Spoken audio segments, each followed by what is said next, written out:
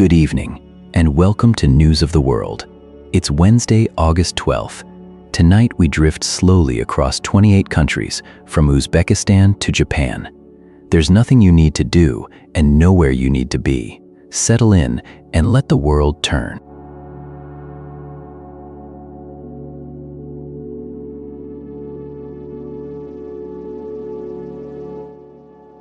Uzbekistan has long been known for the richness beneath its soil. Cotton fields above, minerals below these days. That underground wealth is taking on a new kind of significance. According to Ilona Lebedieva, writing in the National Law Review, critical metals are becoming a fresh tool for Uzbekistan's industrialization. The country isn't just extracting and exporting anymore. It's looking at how these materials, the ones the modern world suddenly can't do without, might build something lasting at home. It's a shift you can feel across Central Asia, where countries that once sent raw materials out by the trainload are now asking what they could make themselves. And Uzbekistan seems to be moving with real intention. There are signs of it in the company it keeps. Korea and Uzbekistan have reportedly placed so-called AI minerals at the top of their business agenda at a recent C5 summit. That phrase, AI minerals, tells you something about the moment we're in. These are the building blocks of advanced technology, the quiet ingredients behind screens and batteries and the systems that run them. For Uzbekistan, they're not just a commodity, they're a path toward building industries that didn't exist here a generation ago. If you're still with me, you might picture the landscape, wide steppe, distant mountains, and somewhere beneath it all, the metals that could shape what comes next. It won't happen overnight, but the direction feels settled and the intention behind it feels genuine.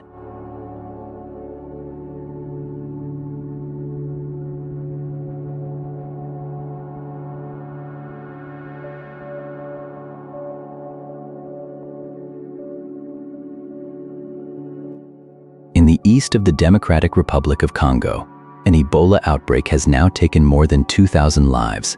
It is the fastest growing outbreak of the disease the country has recorded. The virus has moved through communities that were already stretched thin in a region long familiar with difficulty. Health workers have been treating patients and tracing contacts, sometimes at real risk to themselves. Scientists have been working to develop a vaccine and to trace where this outbreak likely began. But the spread, officials say, has shown no sign of slowing.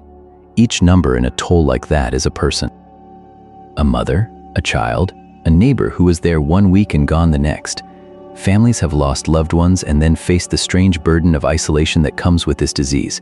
Even mourning becomes complicated, and yet the people doing the treating, the tracing, the explaining, the comforting, they keep going.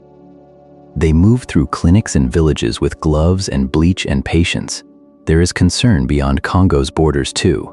Health officials in at least one country have been watching a traveler who returned from the region, a reminder that viruses do not respect lines on a map. But the heart of this story remains in eastern Congo, where 2,000 people are gone and where the work of caring continues, quietly, steadily, through long days that most of the world never sees.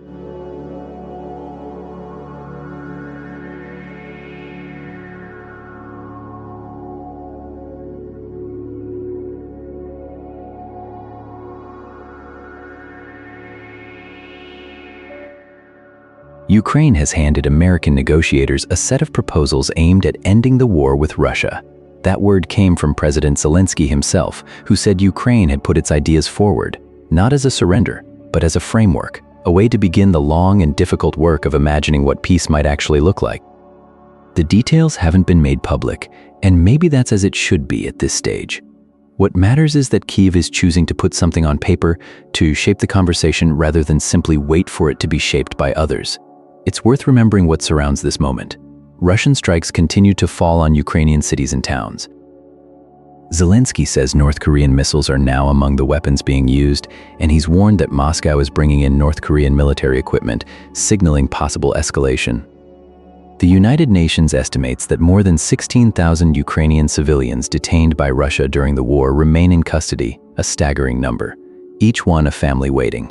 None of that has paused while diplomats talk. But the act of writing down a proposal of saying, here's what we believe a fair end could look like, is something quietly significant. It means Ukraine is still thinking past survival, still reaching toward a future that doesn't include this war, and for a country that has endured so much, that in itself is a kind of resolve. If you're still with me, hold that thought tonight, a nation not just holding on, but looking ahead.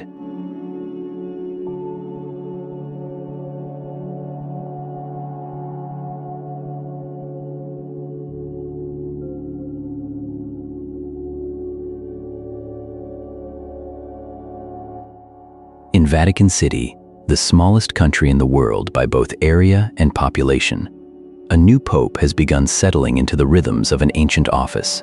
Pope Leo XIV, born Robert Prevost, has announced a theme for the 2027 World Day of Peace, a message still taking shape, but already carrying the weight of a tradition that stretches back decades.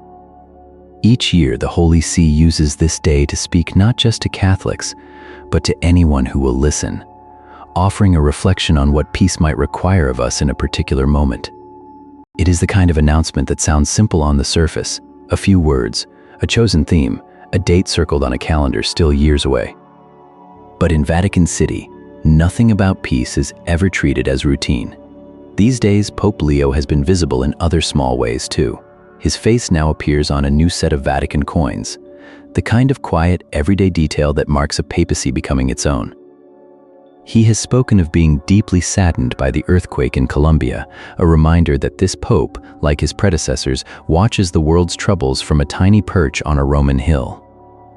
And he has encouraged Catholics to deepen their prayer through the Liturgy of the Hours, an old practice, steady and unremarkable, the kind of thing monks and office workers alike might share in. The 2027 theme is a seed planted early. If you're still with me, you might think of it as a message folded carefully and sent forward, trusting that someone somewhere will open it when the time comes.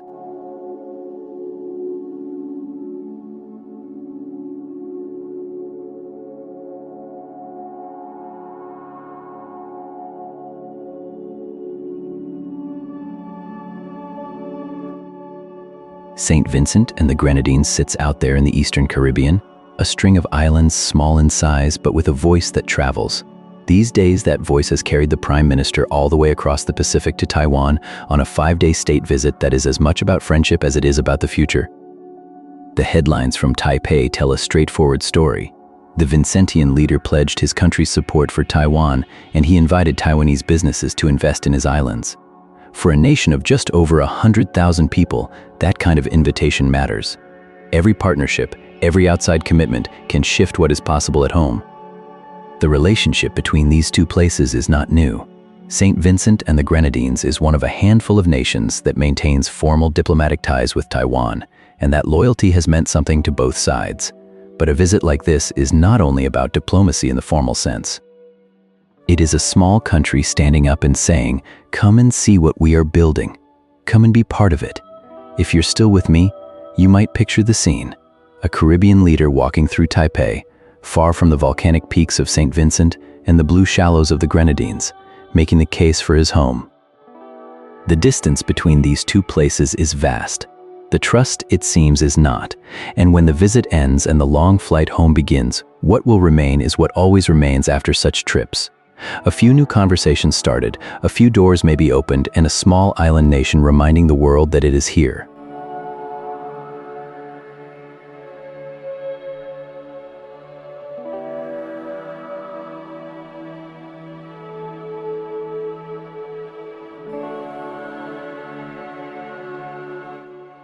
Trinidad and Tobago sits at an interesting crossroads, a small twin island nation whose economy has long been shaped by oil and gas, yet whose people understand the ocean's moods and the weather's shifts as intimately as anyone on Earth.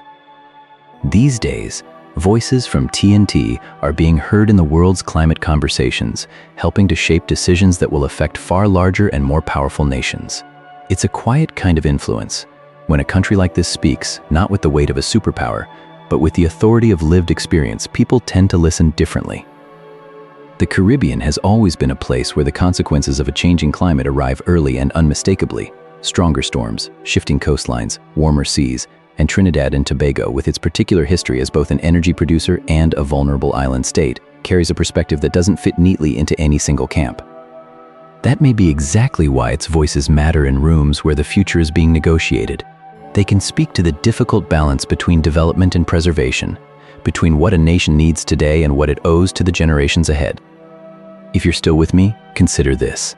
Sometimes the most important contributions to a global conversation come not from the loudest voices, but from the ones who have the most to lose and the least ability to look away. Trinidad and Tobago, it seems, is reminding the world of that.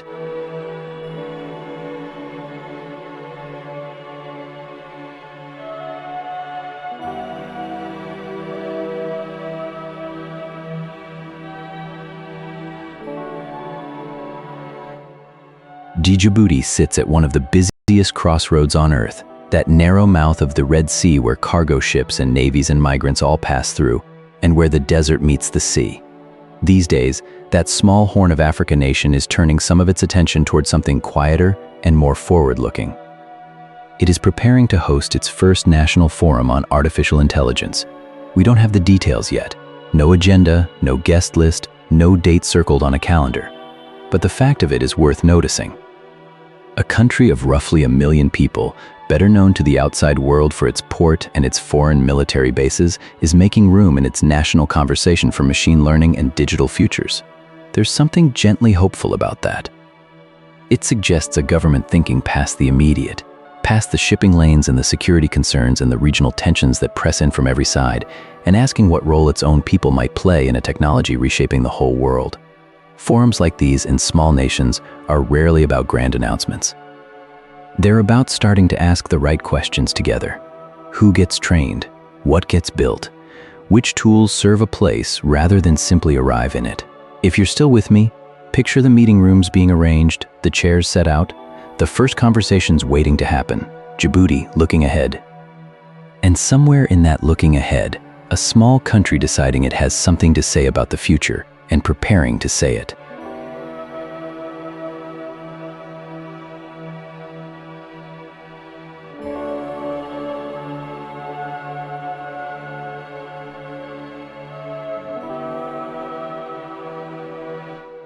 Paraguay has never been a country the world talks about first when it comes to football. Brazil, Argentina, Uruguay, those names fill the air, but these days, Paraguay is the one still playing. They eliminated Germany on penalties to reach the latter stages of the 2026 World Cup, a result that traveled quietly through South America like a small earthquake felt mostly by those closest to it. A young squad, a goalkeeper who held his nerve, and a nation that has watched its team grow match by match without quite daring to believe. One of their World Cup stars has been linked with a move to Juventus, which means that somewhere in Asunción, a family is fielding phone calls and trying to keep life ordinary while the world presses in. There's a tactical story underneath all of this. Paraguay's route to the final has been built on discipline, on patience, on not giving the big sides the space they expect. It is not flashy football. It is football that knows what it is, and maybe that is what makes it feel so Paraguayan. The country sits landlocked between larger neighbors, often overlooked, and yet here it is, still standing in a tournament that was supposed to belong to someone else. If you're still with me, picture the streets of Asunción on the night of that penalty shootout, the held breath, then the release. Some stories do not need volume to be felt. They just need someone still awake to notice them.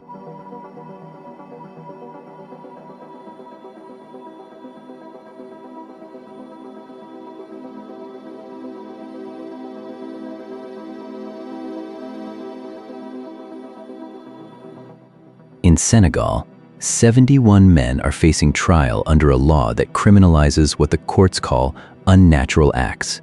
The phrase is old and blunt, and it sits heavily on real lives. These men were arrested in a continuing crackdown that human rights observers say has intensified in recent months. The details of the individual cases are not fully public, but the scale is 71 people, each one pulled into a legal system that treats their private lives as criminal. Senegal is a country known for its stability in a region that has seen much upheaval, with a long tradition of religious tolerance and civic peace. But this law, which predates independence and carries prison sentences, remains on the books, and lately it has been applied with what observers describe as growing frequency. Families and communities are caught in the middle. The men face not only trial, but the weight of public attention in a society where the subject is rarely discussed with ease. There is no comfort to be found in the numbers and no easy resolution in sight. Advocacy groups within Senegal and beyond have called for the law to be revisited, but the political will for that has not surfaced. For now, the cases move forward slowly through the courts, and 71 men wait, their names largely unreported, their futures uncertain in a country that is, in so many other ways, a place of openness and warmth.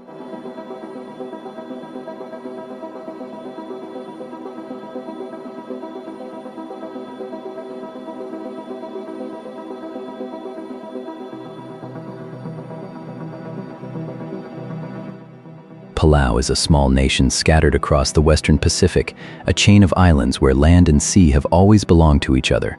On Ulong Island, that belonging had been interrupted by rats, invasive ones, the kind that arrive on boats and quietly take over. They nested across the island, and from there they did what rats do. They ate seeds, they stripped vegetation, and their presence rippled outward into the water itself. Because when an island loses its plants and its birds, the reef nearby loses too, fewer nutrients washing down from the shore, less life in the shallows. So in 2024, Palau did something careful and deliberate. They removed the rats from Ulong Island. And then they waited. 1 year later, the changes were not subtle.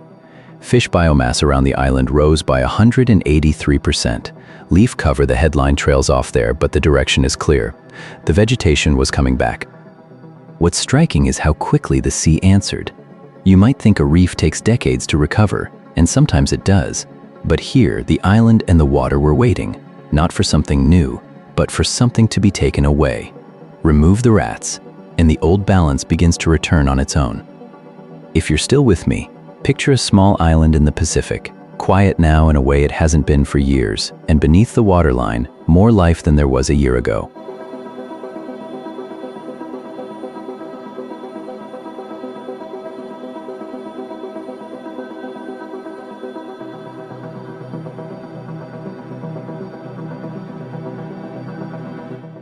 Serbia sits at one of those crossroads that never quite lets a country rest.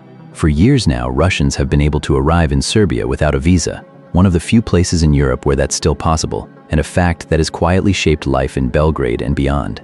These days, that may be changing. Serbia is weighing whether to end visa-free travel for Russian citizens as part of a broader push to align its policies with the European Union. It's a delicate balance for a country that has long kept one foot toward Moscow and one toward Brussels. The visa question is small on paper, but it carries a lot of weight. For the Russians who've made Serbia a refuge, a workplace, a place to wait out an uncertain chapter, it means something personal. For the Serbian government, it's a signal, a gesture toward the EU at a moment when the country's direction is under quiet scrutiny. None of this happens in isolation. President Zelensky has visited Serbia, and Ukraine's hopes there are tangled up in the same web of old alliances and new pressures. Serbia has also been deepening ties with Israel, opening a drone factory with Elbit. So the country keeps moving, not in a straight line, but in the careful, sidelong way a place moves when every step is watched from more than one direction. Whether the visa rules change and how soon isn't settled yet. But the conversation itself tells you something about where Serbia is standing and which way the wind is leaning tonight.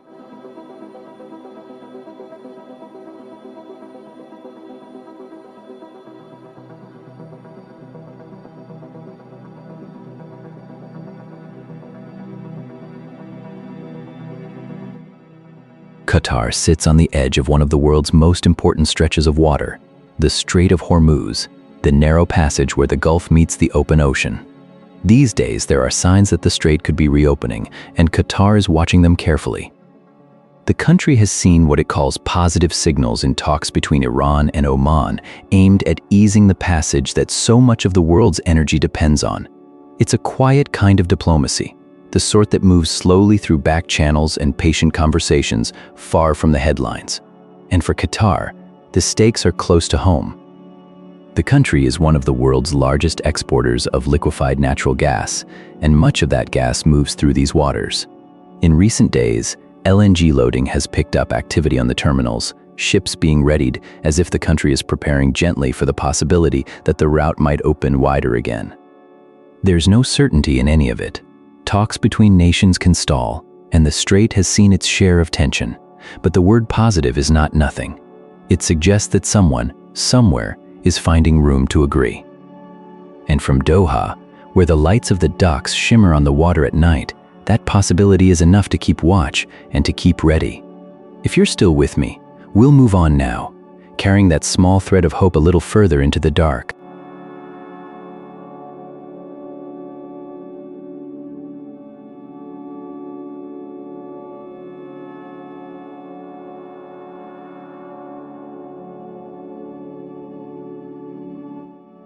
Kiribati sits out there in the Central Pacific, a scatter of 33 islands spread across an area of ocean nearly the size of the continental United States. It's a place where the horizon feels close and the rest of the world feels far, but this week the world came a little nearer.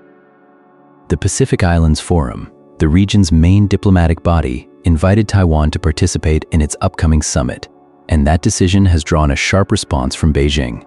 China has urged the forum to, in its words, properly handle Taiwan-related issues and has warned Pacific diplomats not to let the question sour ties. For Kiribati, this is not abstract. Kiribati switched diplomatic recognition from Taipei to Beijing in 2019, a decision that reshaped its foreign relationships and brought Chinese infrastructure projects to its shores. So when the forum, as a collective of Pacific nations, extends a hand to Taiwan, it places every member state in a delicate position, including Kiribati. The great powers often treat the Pacific as a map of strategic interests, but for the people who actually live here, these are questions about neighbors, about aid, about fishing rights, about the future of islands that may not survive the century if the seas keep rising. The forum's invitation stands, Beijing's warning stands too. And Kiribati, like its neighbors, will navigate the space between them, as it always has, quietly, carefully, with one eye on the horizon.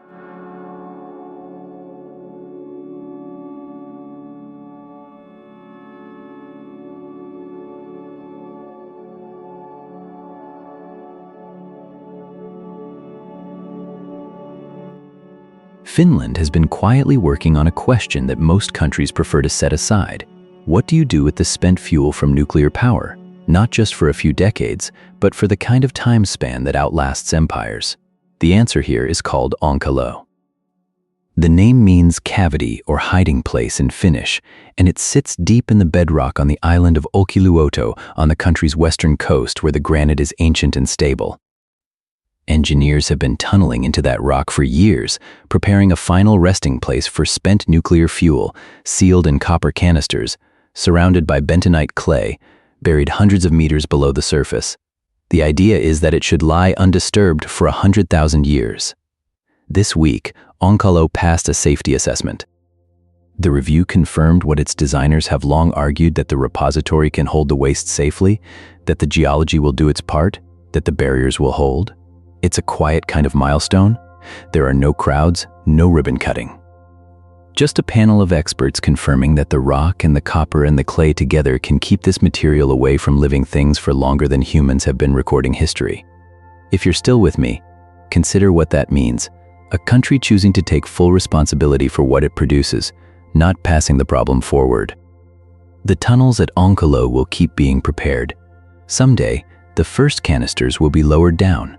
And then, slowly, the lights will go off, and the rock will close over, and the work will be done.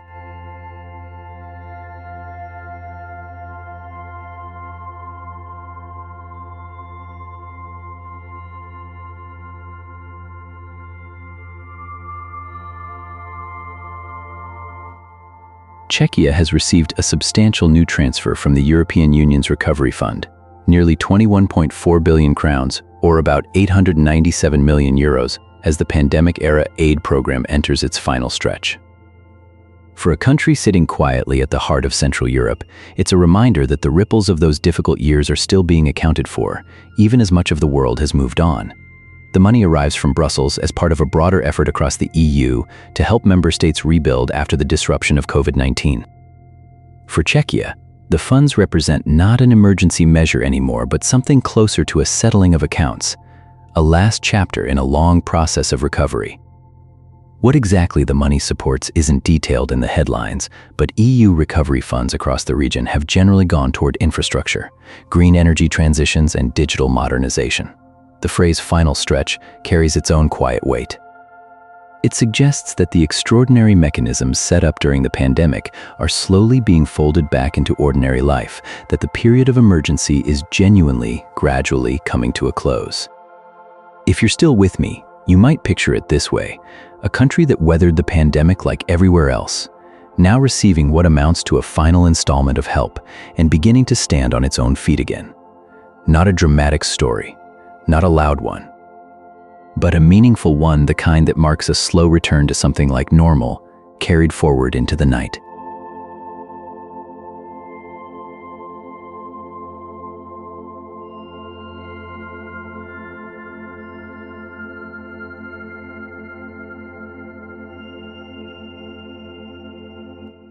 Libya has had a difficult stretch of days.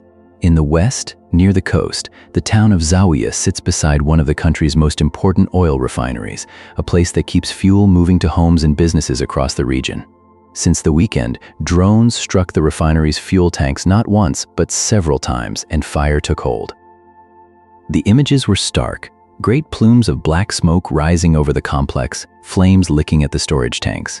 Libya's National Oil Corporation has now said the fires are under control. The workers and emergency crews who fought those flames deserve real credit. A refinery fire is a fearsome thing to face, and they stayed at their posts. But the strikes themselves are a reminder of how fragile the country's peace remains, how easily infrastructure that serves ordinary people can become a target. And in the east, there was more grief. A senior military intelligence officer was killed when a car bomb detonated, an assassination, deliberate and precise, leaving a family and a community in mourning. These two events, separated by hundreds of miles, share something quiet between them: a country still searching for steadiness, still caught between the hope of unity and the pull of old divisions. There are efforts underway to bring Libya's factions together, and those efforts continue, but nights like these past ones weigh heavy. If you're still with me, let's sit with that for a moment. The fires in Zawiya are out now. The smoke is clearing, and somewhere along that coast, people are settling back into an evening they hope will be quieter than the last.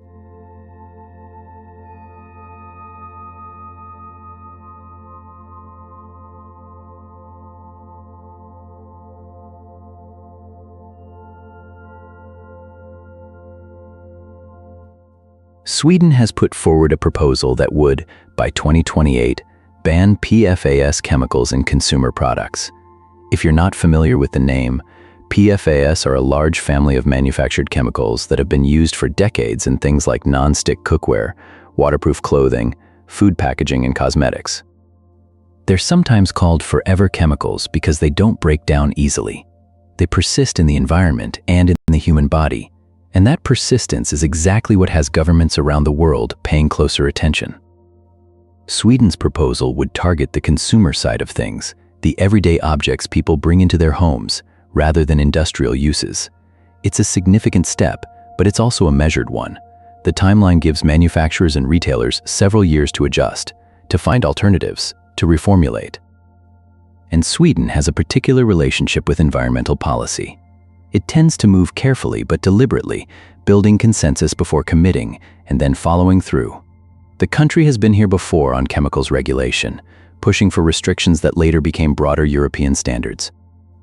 Whether this proposal follows that same path remains to be seen, but the intention is clear. There's something quietly purposeful about setting a deadline that far out. It says, we know this matters, and we know it will take time, and we're willing to do the work. A ban in 2028 might feel distant, but the conversation starts now. And in homes across Sweden, it may already be changing the way people think about what's on the shelf.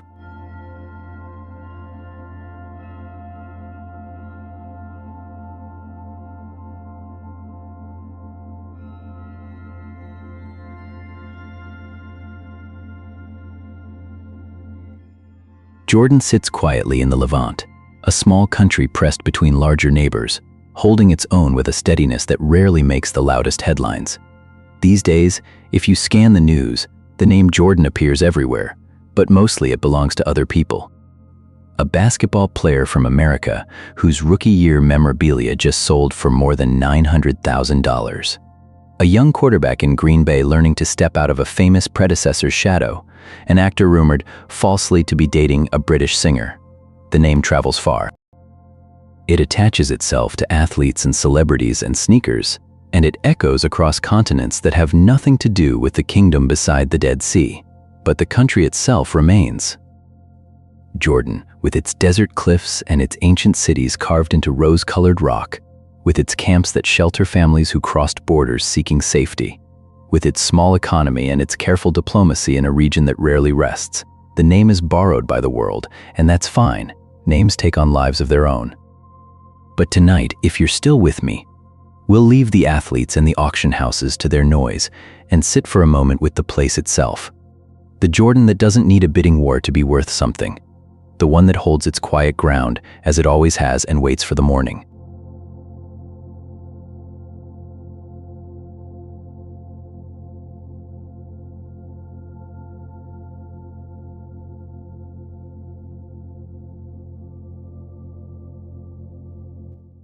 Ecuador has always lived close to the earth, the kind of closeness that means feeling both its generosity and its weight.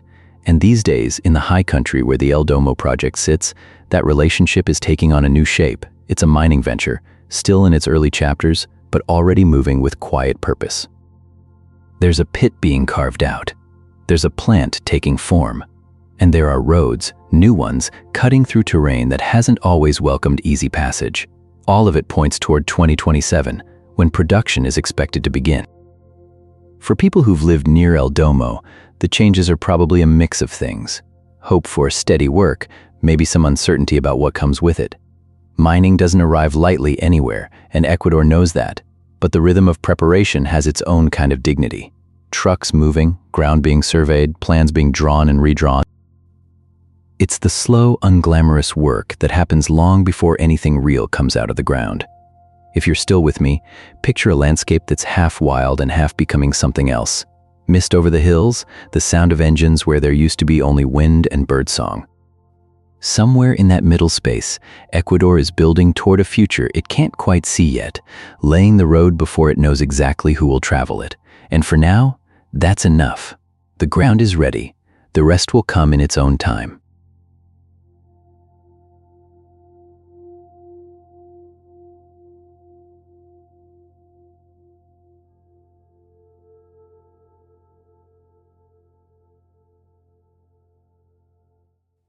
Hungary has a new head of state, and the story of how he got there is worth holding on to. The country's parliament has elected András Baka as president, a man who once led Hungary's Supreme Court and who was removed from that role by Viktor Orban's government. Now, in a turn that few would have predicted, the same parliament has chosen him for the presidency. Baka is known as a critic of Orban and the direction Hungary took under his long hold on power. Being removed from the bench and then elevated to the presidency is not a path many people walk. It carries a particular weight in a country where the balance between courts and government has been closely watched and argued over for years. Baka has been sworn in, and the office he now holds is largely ceremonial, but in Hungary, symbolism matters, and a figure with his history standing in that role says something without needing many words. If you're still with me, you might notice how quietly these things can shift. A judge removed, years pass, and then the same institutions turn and carry him forward again. Whether this marks a lasting change in Hungary's political direction or a single unexpected chapter is something the coming months will reveal. For now, a man who once lost his seat in the country's highest court has been given its highest office, and Hungary begins that next stretch of road with a new face at the top.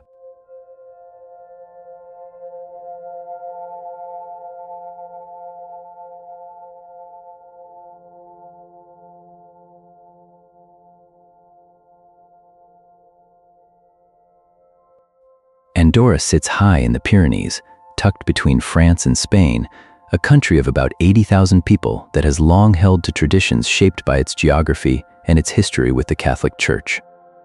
For years now, this small principate has been in quiet conversation with the Vatican about one of the most personal questions a society can face, whether a woman should face criminal penalties for ending a pregnancy.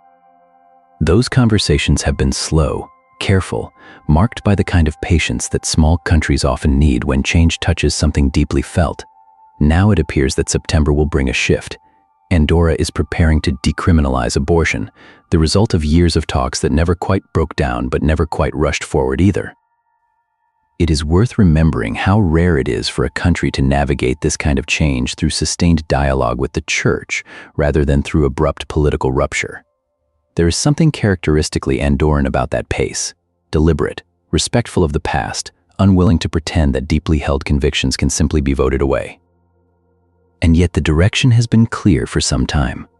The change, when it comes, will not erase the complexity of the question, but it will remove the weight of criminal law from a decision that, in most of neighboring Europe, has long been treated as a matter of private conscience.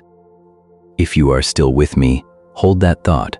A small country, a long conversation, and a September that will bring something quietly significant to these mountain valleys.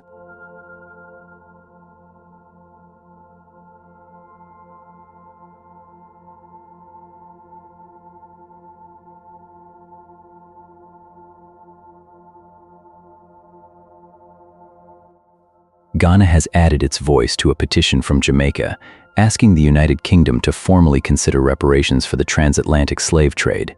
It's a story that stretches across an ocean and back through centuries, and it begins with the simple act of one country standing beside another. Jamaica has been gathering support for its call, and Ghana, itself a central crossing point in that long and painful history, has chosen to lend its weight. The two nations share a bond that was forged in the worst of circumstances, and this week, that bond took the shape of a diplomatic gesture, quiet but firm. There are no crowds in the streets here, no urgent declarations, just the steady work of governments and advocates who believe that old wounds deserve acknowledgement, not forgetting. For Ghana, the connection is deeply personal. Along its coastline stand the old forts and holding cells where countless people were held before being shipped across the Atlantic. Those walls still stand, and they do not let the country forget. The reparations conversation is not new, but it has been gaining slow momentum across the Caribbean and West Africa, with more nations willing to say plainly that the past has not yet been fully reckoned with. What Ghana's backing means in practical terms is still unfolding. A petition, after all, is a beginning, not an end. But when a country whose own soil holds so much of that history steps forward to support another, the gesture carries a particular kind of weight. If you're still with me, hold that thought gently, and we'll move on.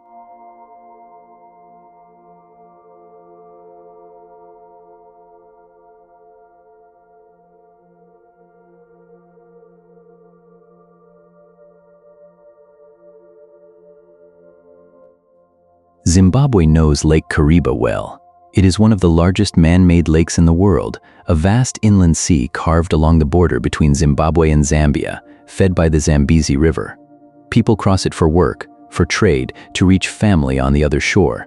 It is ordinary water, in other words, water that carries daily life. These days, that water is also carrying grief. A ferry capsized on the lake with 95 people on board. The vessel was overloaded, according to reports. At least 15 people have been confirmed dead. 27 are still missing. The rest survived. That is what the numbers tell us, but numbers are poor at holding what they describe. 95 people set out across water they had likely crossed many times before. Some of them did not come home. Search efforts have been underway, and families wait along the shore in that particular kind of waiting that is its own burden. Lake Kariba is deep and wide, and when a boat goes down there, the distance between hope and outcome can be cruel. We do not yet know the names of those who were lost. We know they were passengers, people who trusted a boat to carry them. If you're still with me, hold a thought for them tonight, for the ones who are gone, for the ones still searching, and for the families standing at the water's edge, watching the lake give back what it gives back in its own time.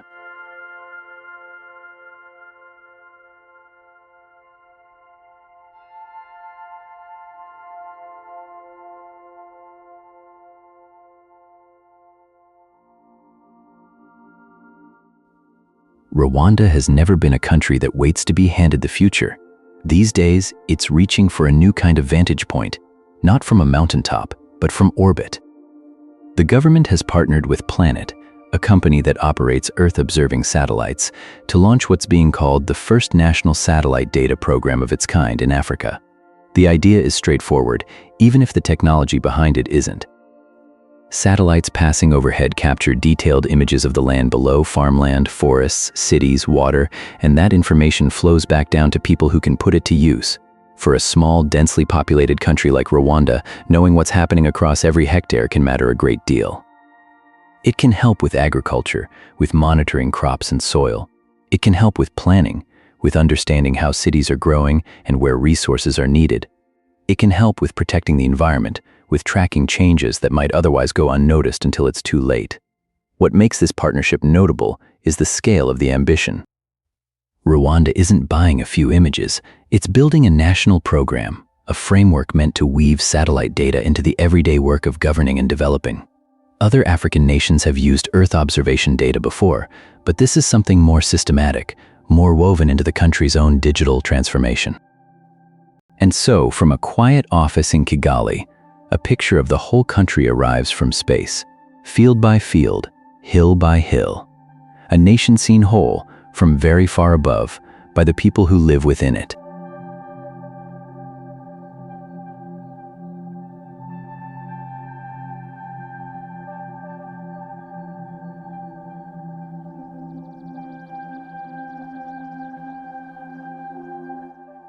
Micronesia is a country built on water.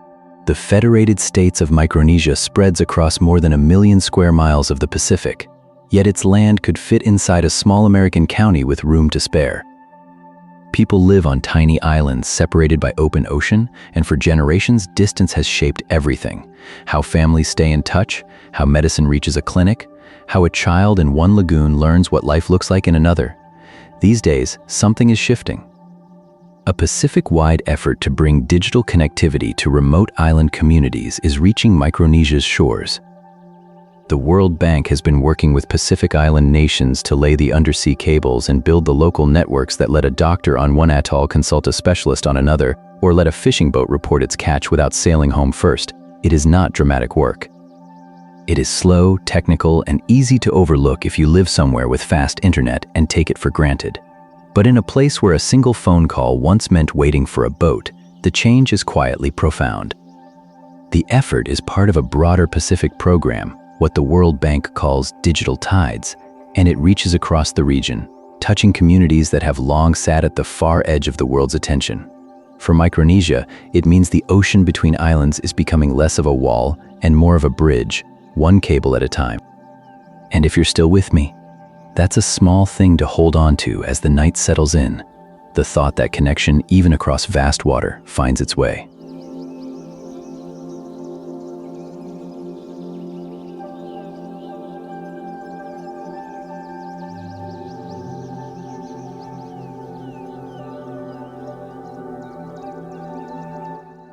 Nauru is one of the smallest countries on Earth, a single island in the Central Pacific, home to roughly 12,000 people, ringed by a coral reef and a thin shelf of ocean floor that drops away into deep water. These days, what lies beneath that water is drawing the island into a conversation that reaches far beyond its shores. Nauru Ocean Resources, Inc., a company sponsored by Nauru's government, has brought a case before the International Tribunal for the Law of the Sea, the body that sits in Hamburg and settles disputes over the world's oceans. The other party is the International Seabed Authority, the organization that governs the mineral-rich seabed in waters beyond any single nation's control. The details of the case are still unfolding, but the heart of it is a question many Pacific nations are quietly wrestling with. Who gets to decide what happens on the ocean floor, and how carefully, and for whose benefit? For Nauru, this matters in a particular way. The island's economy has traveled through booms and busts, phosphate mining, detention centers, aid, and the deep seabed represents another kind of promise, uncertain but real. The tribunal's proceedings will take time, and the arguments will be technical, measured in legal terms rather than emotional ones. But if you listen closely, underneath the legal language, there is something simpler. A small nation asking to be part of a decision about the ocean it has always called home, and the world for once listening.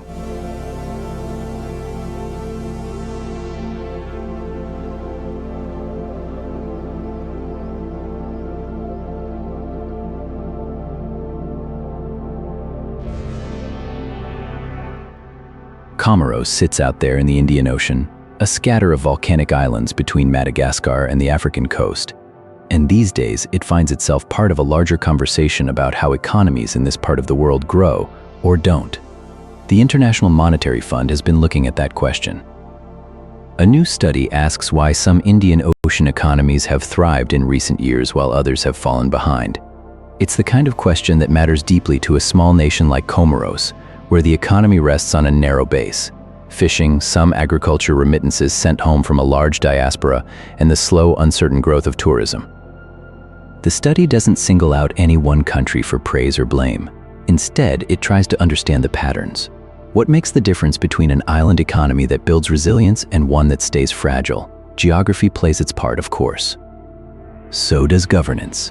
So does the ability to adapt. So do the ties a country maintains with the wider world. For Comoros, these aren't abstract ideas, they're daily realities.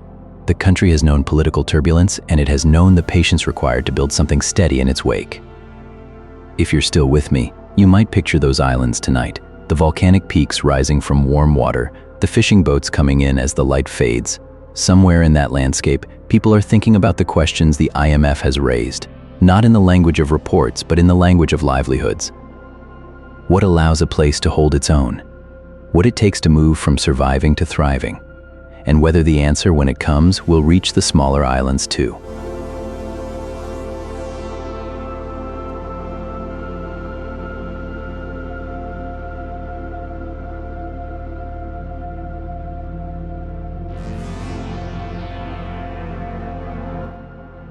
Japan has done something it hasn't done in a generation. The government and the United States stepped in together to support the yen, the Japanese currency, which had been sliding steadily against the dollar. It's the first time they've intervened like this since 1998, a detail that tells you how unusual a moment this is. For ordinary people in Japan, a weak yen sounds like it might be a small thing, a number on a financial page, but it reaches into daily life. Imports become more expensive. Fuel costs more. Groceries cost more. A country that buys a great deal of what it uses from abroad feels it at the checkout counter, not just in the markets. So the decision to act wasn't abstract. It was a recognition that the numbers had started to press on people. And the fact that the United States joined in matters. It means both governments agreed the slide had gone far enough, that steadiness was worth standing up for. It's hard to know yet whether the intervention will hold. Currency markets have their own weather, their own moods, but for a moment, two of the world's largest economies paused and said, enough.